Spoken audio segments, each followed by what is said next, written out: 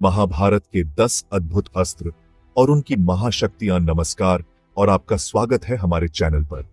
दोस्तों, आज हम एक ऐसे विषय पर बात करने जा रहे हैं जो रहस्य और रोमांच से भरा है। एक ऐसा विषय जो हमारी संस्कृति और इतिहास का अभिन्न हिस्सा है। जी हां, आज हम महाभारत में यूज किए गए टॉप 10 अद्भुत अस्त्रों और उनकी महाशक्तियों की बात करेंगे। ये अस्त्र महाभारत के युद्ध में महत्वपूर्ण भूमिका निभाते हैं और इनके पीछे की कहानियां भी अद्वितीय हैं। हर अस्त्र के साथ जुड़ी एक दिव्य शक्ति, एक अलौकिक ऊर्जा और एक अविश्वसनीय कहानी। तो तैयार हो जाइए दोस्तों, महाभारत के अद्भुत अस्त्रों की दुनिया में गोते लगाने के लिए। महाभारत के अद्भुत अस्त्रों की दुनिया में गोते लगाने के लिए। ब्रह्मास्त्र सृष्टि का संहारक। सबसे पहले बात करते हैं ब्रह्मास्त्र की, एक ऐसा अस्त्र जिसका नाम सुनते ही रोंगटे खड़े हो जाते हैं। ब्रह्मास्त्र, जिसे स्वयं ब्रह्मा जी ने बनाया था, सबसे शक्तिशाली अस्त्र माना जाता है। कल्पना कीजिए, एक ऐसा अस्त्र जिसके प्रयोग मात्र से पूरी सृष्टि का विनाश संभव हो। जी हां दोस्तों, ब्रह्मास्त्र में इतनी विध्वंसक शक्ति थी, लेकिन इतनी शक्ति के साथ एक बड़ी जिम्मेदारी भी जुड़ी थी।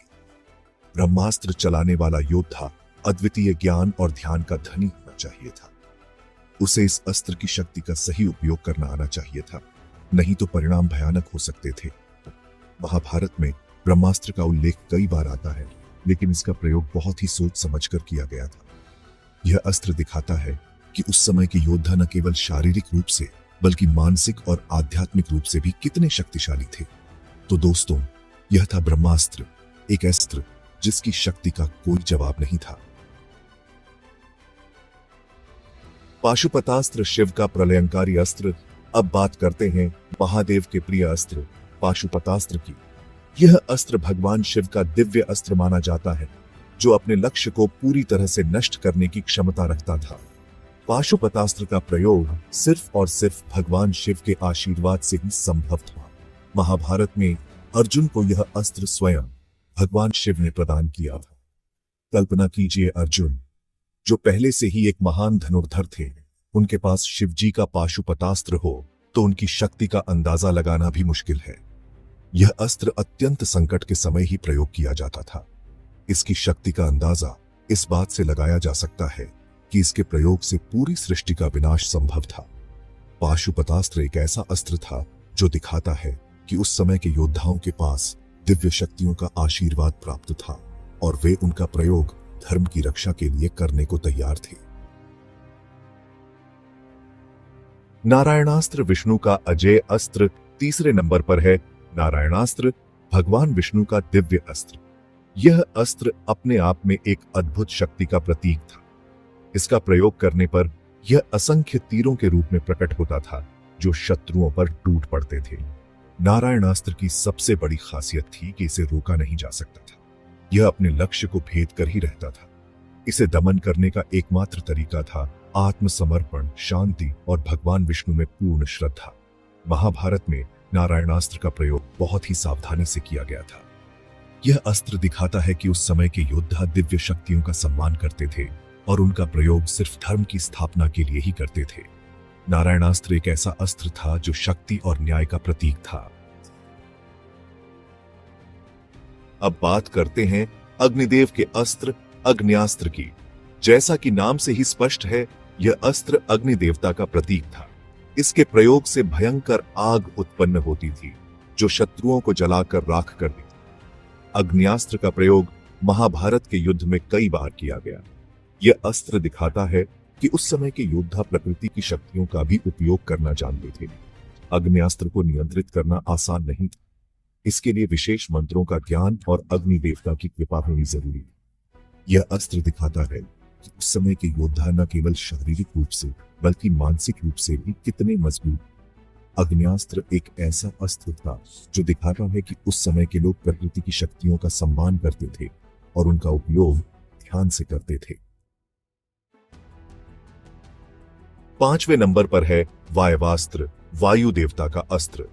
इस अस्त्र के प्रयोग से प्रचंड तूफान उत्पन्न होता था, जो शत्रुओं को उड़ा ले जाता था और उन्हें नष्ट कर देता था। वायवास्त्र एक ऐसा अस्त्र था जिसे नियंत्रित करना बहुत मुश्किल था। इसके लिए वायु देवता की कृपा और विशेष मंत्रों का ज्ञान होना जरूरी था। यह अस्त्र दिखाता है कि उस समय के योद्धा प्रकृति की शक्तियों को समझते थे और उनका उपयोग करना जानते थे। महाभारत के युद्ध में वायवास्त्र का प्रयोग कई बार किया गया। यह अस्त्र दिखाता है कि उस समय के योद्धा अपनी शक्ति का प्रयोग सिर्फ जरूरत पड़ने पर ही करते थे। वायवास्त्र एक ऐसा अस्त्र था जो दिखाता है कि उस समय के लोग प्रकृति के साथ सामंजस्य बनाकर रहते थे और उसकी शक्तियों का सम्मान करते थे। छठे नंबर पर है नागास्त्र। जैसा कि नाम से ही पता चलता है, यह अस्त्र नाग देवता से जुड़ा था। इसके प्रयोग से असंख्य जहरीले सर्प प्रकट होते थे जो शत्रुओं पर टूट पड़ते थे और उन्हें डसकर मार डालते थे। नागास्त्र का प्रयोग महाभारत में भीष्म और कर्ण जैसे महान योद्धाओं ने किया था। यह अस्त्र दिखाता है कि उस समय के योद्धा प्रकृति के विभिन्न रूपों को समझते थे और उनका उपयोग करना जानते थे। नागास्त्र एक बहुत ही खतरनाक अस्त्र था और इसका प्रयोग बहुत ही सोच समझकर किया जाता था। यह अस्त्र दिखाता है कि उस समय के लोग प्रकृति के प्रति सम्मान और डर दोनों भाव रखते थे। नागास्त्र एक ऐसा अस्त्र था जो दिखाता है कि उस समय के लोग प्रकृति के साथ एक अलग ही तरह का रिश्ता साझा करते थे। चैप्टर 7 वज्र। इंद्रदेव का अजेय अस्त्र। 7वें नंबर पर है वज्र, स्वर्ग के राजा इंद्र का अजेय अस्त्र। यह अस्त्र अत्यंत शक्तिशाली और अजेय माना जाता था। इसके एक ही वार से पूरे के पूरे सेना को नष्ट किया जा सकता था। वज्र का प्रयोग महाभारत में कई बार किया गया और हर बार इसने अपनी अद्भुत शक्ति का परिचय दिया। यह अस्त्र दिखाता है कि उस समय के देवता कितने शक्तिशाली थे और उनके पास कितने विनाशकारी अस्त्र थे। वज्र एक ऐसा अस्त्र था जिसे पाना बहुत ही मुश्किल था। इसे पाने के लिए तपस्या, ज्ञान और दिव्य आशीर्वाद की जरूरत होती थी। यह अस्त्र दिखाता है कि उस समय के लोग दिव्य शक्तियों को प्राप्त करने के लिए कितने प्रयास करते थे। वज्र एक ऐसा अस्त्र था जो शक्ति, साहस और दिव्यता का प्रतीक था। 8वें नंबर पर है सुदर्शन चक्र, भगवान विष्णु का अचूक चक्र। यह चक्र अत्यंत तीव्र और अचूक था जो अपने लक्ष्य को कभी खाली नहीं जाने देता था।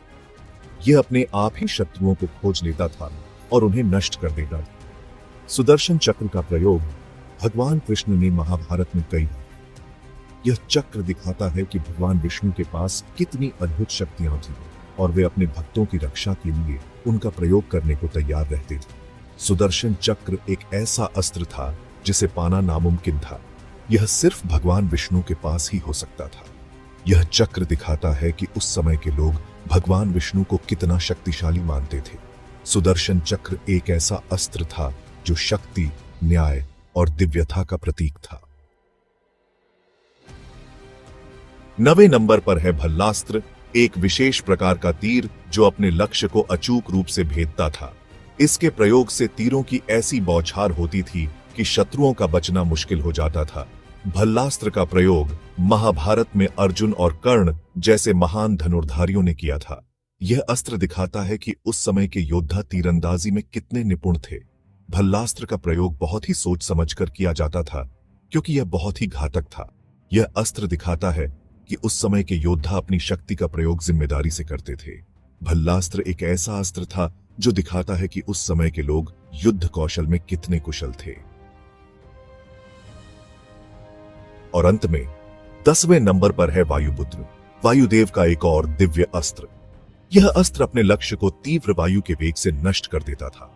इसका प्रयोग करने वाले योद्धा को वायु की शक्ति प्राप्त हो जाती थी।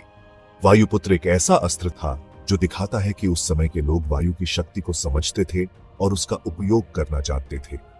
यह अस्त्र दिखाता है कि उस समय के योद्धा प्रकृति की शक्तियों का सम्मान करते थे और उनका उपयोग ध्यान से करते थे।